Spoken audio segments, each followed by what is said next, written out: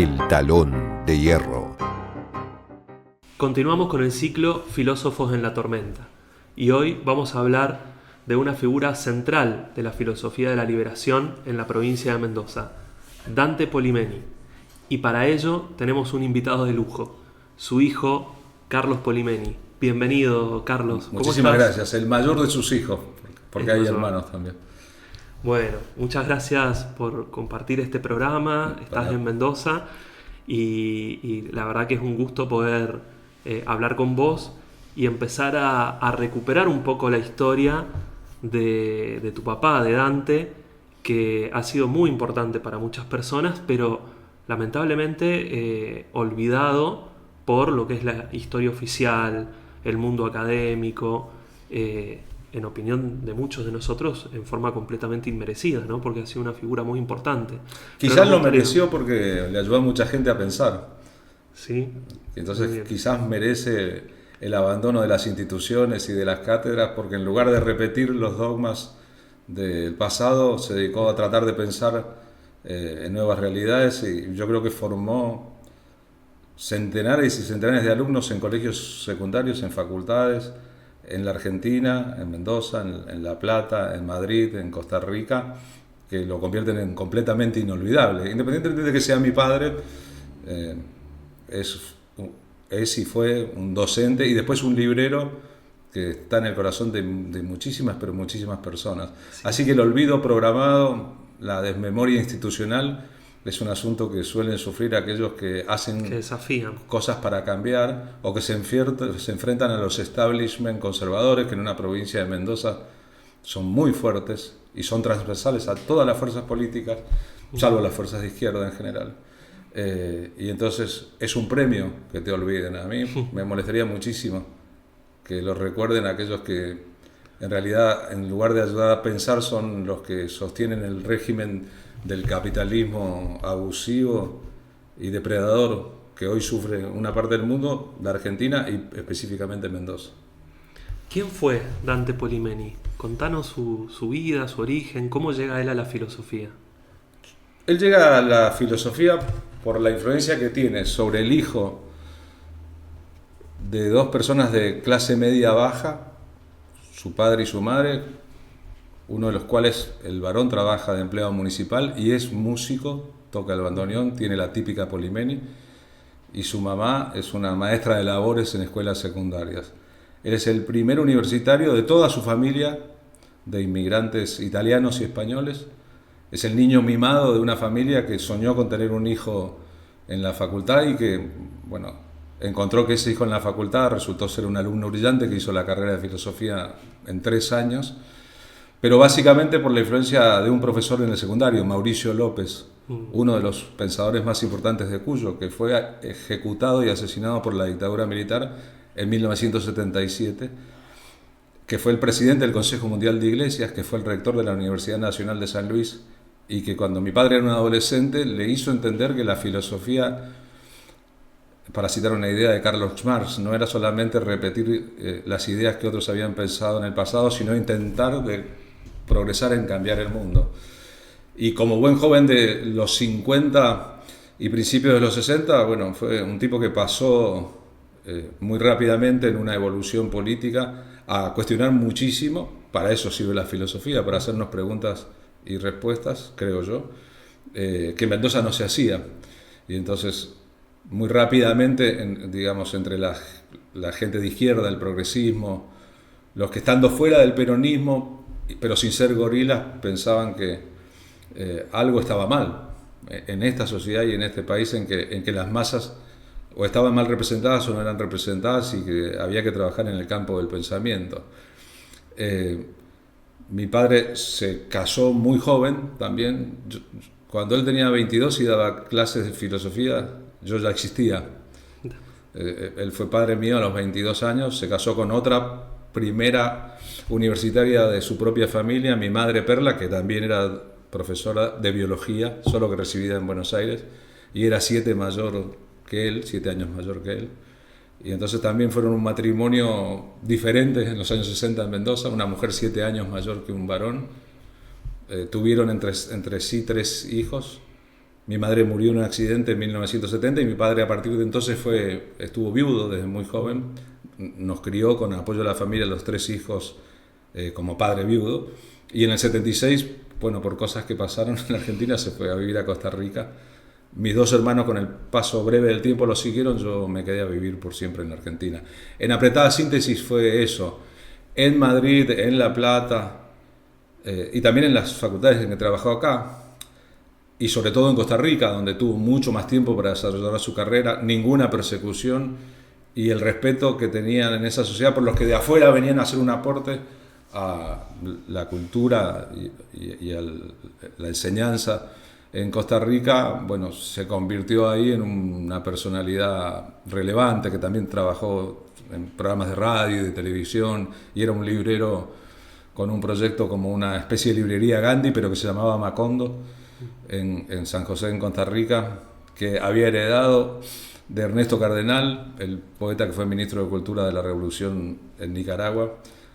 Cuando tras el triunfo de la Revolución el sandinismo abandonó una sede que tenía en San José de Costa Rica, fue a gobernar y mi padre se quedó al comando de ese mundo de libros que él reformó mucho y convirtió en un lugar de tertulias, de conversaciones y donde se podía ir gratis a leer o a tomar café o té. Y hay presidentes de Costa Rica y ministros posteriores que fueron sus discípulos y sus compañeros de aventuras en la vida de pensar y al mismo tiempo llevar adelante un proyecto bohemio y no burgués de existencia, con amor por la literatura, la poesía, la música, sobre todo. Como no agotar el lugar del intelectual en alguien que piensa y está en una torre de cristal, sino alguien que pertenece a este mundo. Yo, con mi padre, mientras él vivió en la Argentina, nuestro mejor programa era ir a la cancha. O sea, vimos a Talleres y a Huracán durante toda mi vida, hasta el 76, durante toda mi vida, sábado y domingo seguimos 2 equipos. Y yo me convertí después en jugador de fútbol, creo, como siguiendo una especie de mandato tácito de él, que era profesor de filosofía. Pero era así, era un mundo para mí que combinaba cosas que frecuentemente no se combinan. Bueno, una de las combinaciones también que él tiene es una enorme cultura filosófica que va a desarrollar, tanto en sus prácticas de enseñanza, que algo has contado, como en su producción escrita con artículos publicados en La Plata, en Costa Rica, mismo a través de Arturo Roig acá en la Universidad Nacional de Cuyo, con una identidad política muy fuerte, ¿no? Ideas de izquierda en las que él va a fundamentar, a vincular filosófica, política y socialmente en una intersección muy interesante, pero dentro de esa identidad de izquierda lo que creo que caracteriza mucho el pensamiento de Dante es una postura muy crítica interiormente, es totalmente opuesto al dogmatismo, muy controversial con lo que era en ese momento la expansión del pensamiento estalinista y demás. ¿Cómo fue esa trayectoria política de él en las ideas de izquierda? Es que él reivindicó la izquierda como la independencia.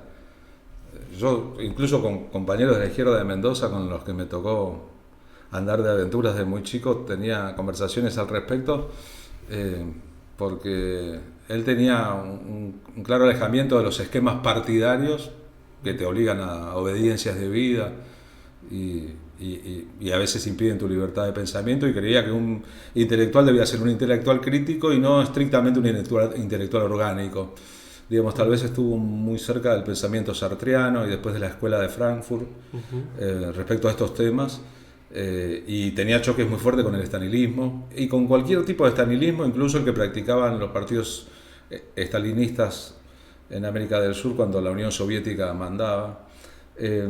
Sin ser un enemigo ni muchísimo menos, sino alguien que se permitía pensar por cuenta propia y distinta, y eso lo llevó incluso en experiencias en Cuba y después en Nicaragua durante la Revolución a choques fuertes con los aparatos. Claro. A él y a Oscar Ruiz, otro filósofo costarricense, terminaron pidiéndoles que se retiraran amablemente de un congreso en Nicaragua después de la Revolución, porque su postura respecto, por ejemplo, al poder de las Fuerzas Armadas, tanto en Cuba como en Nicaragua, después de concretar la revolución, era distinta del programa de poder que había allí. Y como se las bancaba, sea, no tenía problema en disentir, pagaba las consecuencias también. Mucho tiempo después un escritor costarricense escribió una novela, que mi padre es uno de los protagonistas, una novela, un escritor que se llama Carlos Cortés, que ganó el premio Alfaguara, que cuenta el retorno a Costa Rica de alguien que ha ido a trabajar para la causa de la revolución nicaragüense durante la resistencia y se ha convertido en un héroe de guerra. Pero una vez llegado al poder y cuando empieza el acomodo de las cosas, ya desentona ese héroe de guerra en la realidad de la praxis política y lo empiezan a perseguir los sistemas de seguridad, los servicios de inteligencia, y tiene que volver a Costa Rica, y en Costa Rica al que se fue y combatió en otro país ya nadie le da bola, y encuentra una sola persona que lo entiende, le da alojamiento y lo contiene, y es mi padre.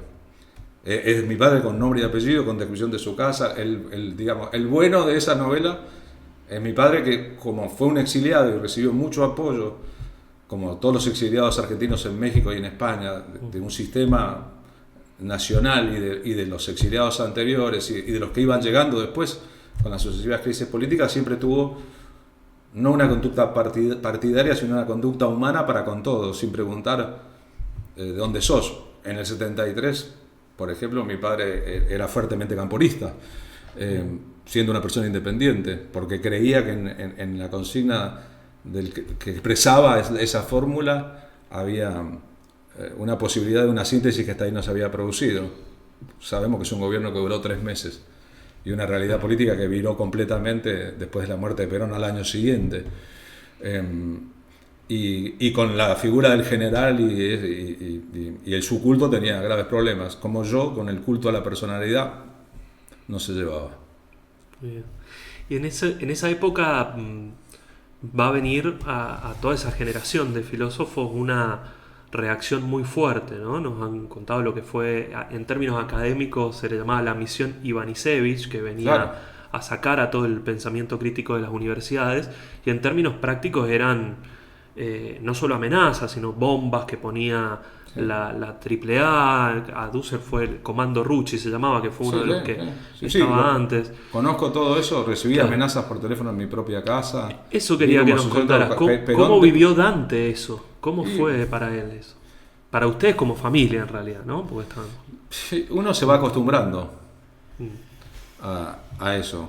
Yo me acostumbré a las amenazas, a la patota, a la provocación. Mi viejo era muy pacífico, tenía un físico importante también, no era muy fácil invitarlo a pelear, por ejemplo, qué sé yo, pero yo me acostumbré a que eso era parte, yo viví en ese mundo, a las amenazas, qué sé yo. Cuando su vida se puso en peligro después del primero de los allanamientos a nuestra casa, bueno, optó por irse al exilio. Es bueno decir entonces que tampoco a mi padre los servicios de inteligencia después del 76 lo habían acusado de ser algo así como ideólogo de la subversión en la universidad y responsable del tráfico de armas de una organización armada. Mi viejo no estuvo en ninguna organización ni en ninguna armada, era claramente una invención. Con la recuperación de la democracia, después un funcionario me dio la carpeta, el legado de los 4 miembros de los servicios de inteligencia de Mendoza, puestos a espiar la vida de mi padre, a seguirlo a las clases, a investigar con quién se reunía, a reportar sus reuniones en mi casa, y eran todos mentiras. O sea, yo había estado en las mismas situaciones, los tipos inventaban realidades, para mí se iban a tomar café al Sorocabana y decían, ¿qué inventamos hoy? Inventaban. Estuvo con tal, vino con tal, era todo mentira porque a mí me costaba, yo sé lo que era cierto y lo que no era cierto, era toda una invención para justificar después la persecución. Y entre otras cosas, te prohibían salir del país. Mi viejo, para salir del país, tuvo que conseguir un pasaporte falso y después no pudo entrar durante los años siguientes de la democracia, hasta que consiguió un pasaporte de apátrida de la ONU y luego se hizo ciudadano de Costa Rica. Y las fotos de los buscados estaban, vos salías a Chile, tomás el colectivo y en el Cristo Redentor estaban Bonazo, Hellman, los buscados eran públicos. Entonces no solo no te dejaban trabajar, no solo te perseguían y perseguían tu apellido y tu familia, no solo robaron bebés y niños, todo eso, sino que te encerraban en una situación de que era muy difícil salir, lo económico, por ejemplo. ¿Cómo subsiste alguien obligado a la clandestinidad, que no pertenece a una organización y al que lo acusan de delitos, en todo caso, que no cometió? para vos y tus hermanos, siendo tan jóvenes, encontrarse en esa situación familiar, pero también esa situación del país, ¿no? ¿Cómo llegaba a tu barrio? ¿Cómo era vivir esos años tan difíciles en Mendoza? Y era difícil, fue difícil soportarlo. Cada uno, mis dos hermanos menores se fueron antes de terminar la dictadura, los dos a vivir con mi padre a Costa Rica. Mi hermana Estela de 15 años, mi hermano Jorge a los 19. Yo decidí quedarme. Creo que por terco, por obcecado, por no querer perder, por no darle la razón a los milicos, pese a que tenía fuertes insistencias de mi padre para que me fuese, para que me protegiese, para que tuviera cuidado, para que no me arriesgara. Tenía ahí un trabajo, su respaldo, un nombre, una casa donde vivir, tenía un mundo armado y yo creo que porque escuché una canción de Víctor Heredia en la radio un día que decía bajo un sol americano la esperanza, dije, un sol americano, a mí me gustaría estar acá cuando esto cambie. No les quiero dar el brazo a torcer a los milicos. A su vez yo iba a la facultad, jugaba al fútbol en Talleres, con mi tía Fanny de respaldo conseguí un trabajo de periodista en el diario Mendoza. Fui encontrando, digamos, un lugar en que, a pesar de los pesares, a pesar de que mi apellido en la facultad era complicadísimo, si te paraba un policía también, en el servicio militar también, estaba muy connotado. Mi padre era acusado de subversivo, no lo era, pero era acusado de... Bueno, yo creo que uno fortalece sus músculos también, aprende a resistir. Y en mi caso, bueno, se da una combinación, supongo, de temperamentos, de que a mí no me van a ver arrodillado, o sea, no me van a ver arrodillado. De amor me pueden ver arrodillado, por presión política no. Entonces, bueno, y después pasó el tiempo y se fueron los milicos, que es otro asunto interesante. Lástima que no se fueron por el triunfo de las luchas populares, sino porque quisieron conquistar Malvinas y se equivocaron. Pero cuando eso pasó, ya, digamos, la sociedad en general tenía una especie de dictamen, había dejado de convivir plácidamente con los sueños líquidos de la dictadura y estaba en condiciones de generar una cosa diferente. Más o menos así.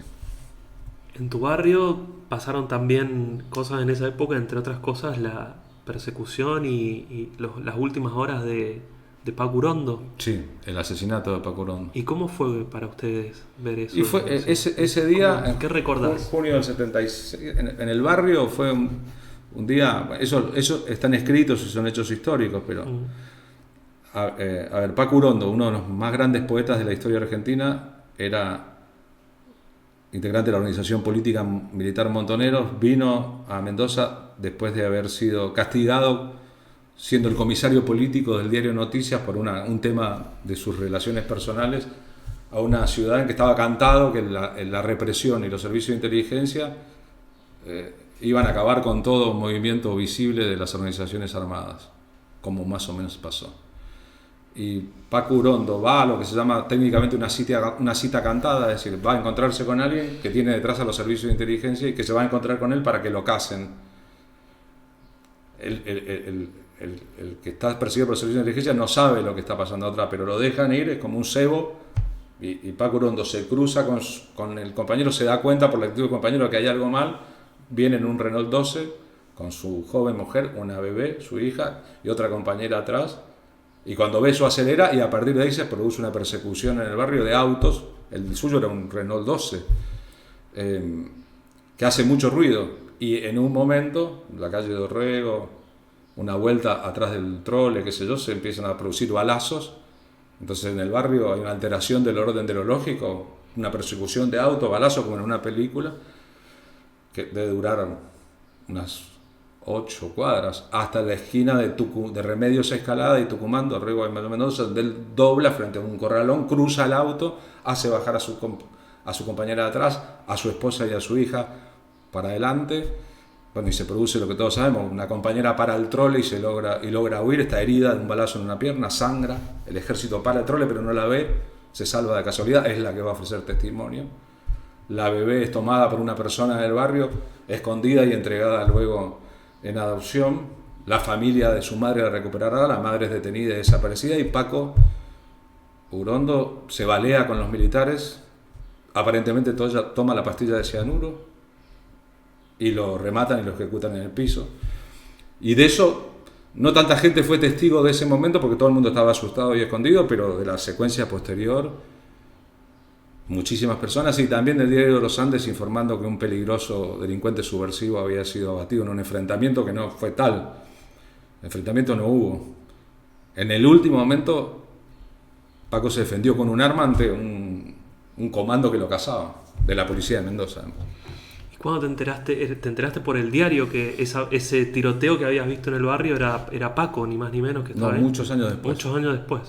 Porque en era el Paco, diario no lo nombraban, no decían quién era. Mira, muchos años después. En plena dictadura, cuando a las 12 empezaba el toque de queda, un día 11:30 yo esperaba el colectivo 13 para volver a Dorrego, en la 9 de julio, y ahí había un kiosco que vendía libros usados, revistas usadas, cómics, y como el ómnibus solía demorar, yo me quedaba hurgando los libros usados y encuentro un libro de Paco Urondo, unas poesías completas de Paco Urondo ahí, en esa librería. Estaba firmado por Paco Urondo, era el regalo de Paco Urondo a alguien que después se deshizo del libro y lo compré. Las obras completas hasta entonces, hasta el 74 habrán sido, era el 76, 77 pongamos, de Paco, y leí, pues yo a Paco lo conocía por lector de la revista Crisis, lo conocía por su libro de la masacre de Trelew, lo conocía a distancia. Ahí leí el libro completo y no sé quién le pregunté por Paco Urondo, no recuerdo a quién, y me dijo, pero a Paco lo mataron en la esquina de tu casa. Y ahí fue cuando empecé yo trabajaba de periodista, trabajaba de saber cosas, pero no fue algo que se supiera muy rápidamente. Mucho tiempo después lo supe. Y incluso a Ángela Raboy, a su hija, Ángela Urondo Raboy, más de una vez le conté esta historia que estoy contando ahora porque ella era una bebé de meses y a ella le contaron su historia.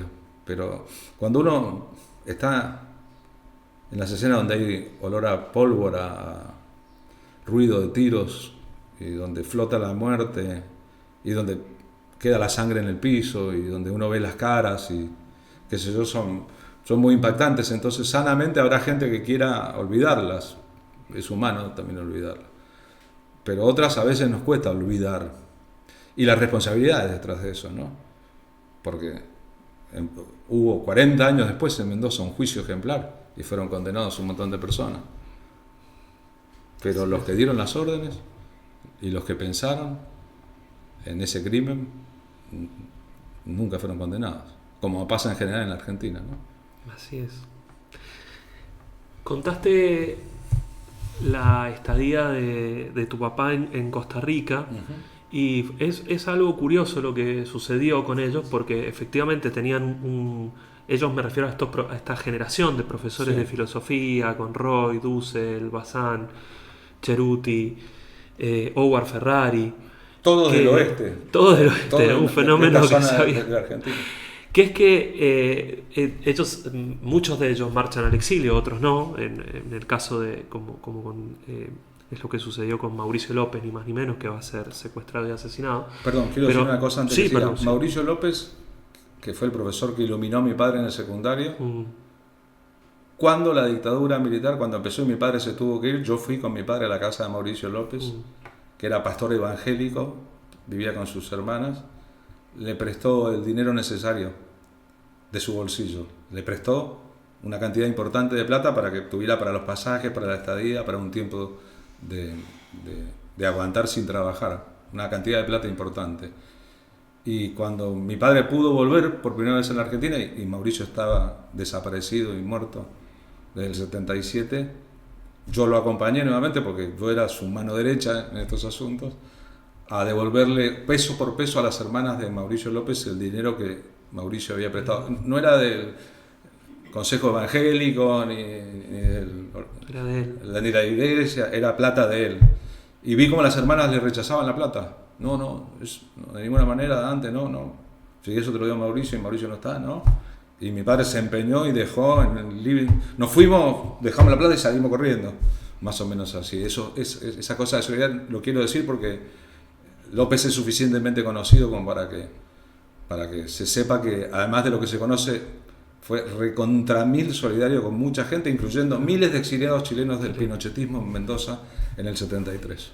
Claro, con la Fundación Ecuménica. Exactamente, pero él en persona, poniendo el pecho. Te interrumpí, perdón. No, es muy por valioso Costa Rica. lo que contás y vamos a tratar de reconstruir también la vida de Mauricio López, como estamos haciendo en este ciclo, lo porque merece. es fundamental y su final de alguna forma también es una llamada para que Sí, volvamos a él. yo de eso se recuerdo las solicitadas en los diarios firmadas por Sartre, por el presidente de Estados Unidos, por Jimmy Carter, por mucha gente pidiendo por la vida de Mauricio López. No fue posible. Los que lograron sobrevivir fue porque habían abandonado en muchos casos el país, se habían tenido que exiliar, como el caso de tu papá. El caso de Arturo Roy, que estuvo en México, pero después finalmente recala en Ecuador. Bueno, el caso de Dussel en México. Y lo que es muy curioso es justamente el impacto que tiene en esa expansión de las ideas por América Latina, ¿no? Porque hoy... Sí.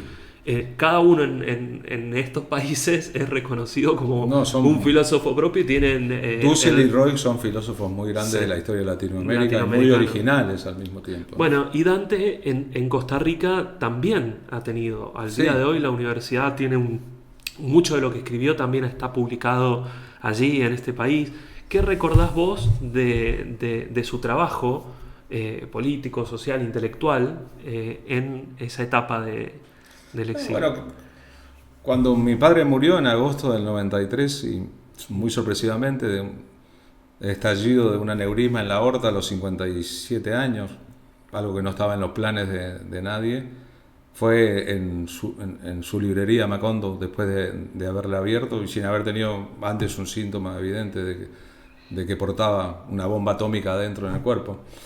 Yo tuve que viajar a Costa Rica con su hermana, con Fanny Polimeni, también periodista, a participar de su entierro, de su velatorio y entierro, su despedida del mundo, que fue multitudinaria, había muchísima gente. Y cuando se produce la ceremonia fúnebre y el cajón baja a tierra, qué sé yo, y estaba el presidente de Costa Rica y ministros y mucha gente de política, estaba como repleto de gente que sabía y reconocía a mi padre mucho más que yo, que desde el 76 al 93 lo habré visto en total 8 veces, exagerando. La última fue en el cajón de esas 8 veces. O sea, no lo había visto tanto porque pasó lo que pasó. Él no pudo volver durante los años de la dictadura. Para mí no era tan fácil viajar a Costa Rica tampoco. La vez que más tiempo estuve fue una vez que fui a cubrir el Mundial de México como periodista deportivo y tenía 15 días de licencia y de México me mandé a Costa Rica y pasamos 15 días juntos, casi que de vacaciones. Yo, en el momento del último saludo, se produce un silencio enorme y mi tía Fanny me dice, tenés que hablar. Y no. Alguien tiene que decir algo, Carlos, vos.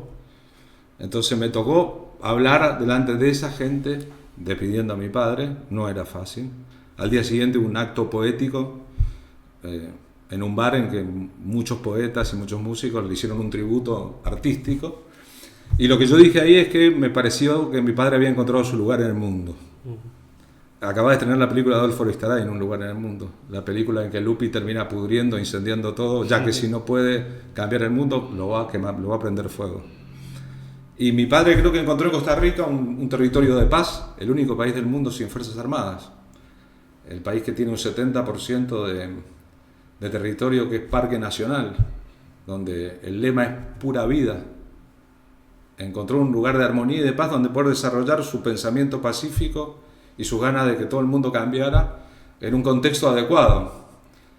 Y entonces lo que le dio a Costa Rica fue paz, respeto, tranquilidad y tiempo, del 76 al 93, un montón de tiempo, 17 años, que acá nunca tuvo, porque acá crió hijos, fue perseguido, tuvo que viajar para trabajar de lo que quería, etcétera, que le permitieron finalizar su obra, que es también un aspecto del humanismo. Cuando la Universidad Nacional de Costa Rica le quiso hacer un homenaje a mi padre haciendo un monumento, su íntimo amigo Oscar, aquel con el que lo rajaron de Nicaragua por pensar distinto a las Fuerzas Armadas sandinistas, en un congreso de filosofía, dijo la parrilla. ¿Qué? La parrilla. El monumento es la parrilla. Y entonces en la universidad hicieron un monumento a mi padre con su parrilla argentina, ahí donde hacía asado, donde se juntaba la gente a comer.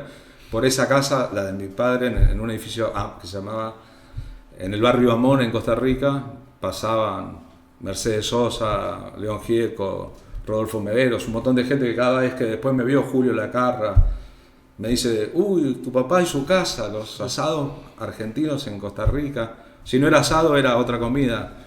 Pero digamos, una obra que no se debe juzgar, creo yo, solo por lo visible, por lo que se publicó, lo que el mundo puede ver, sino por lo que está detrás de lo que se publica, que es la vida de las personas, y yo diría la coherencia. Yo siempre digo que de mi padre no heredé ni un peso, pero ni un peso, ni un Tejada Gómez, ni un sol hondo y morondo así de metal, nada. Pero heredé una reposera, que está muy buena, donde uno se puede sentar y reposar un poco.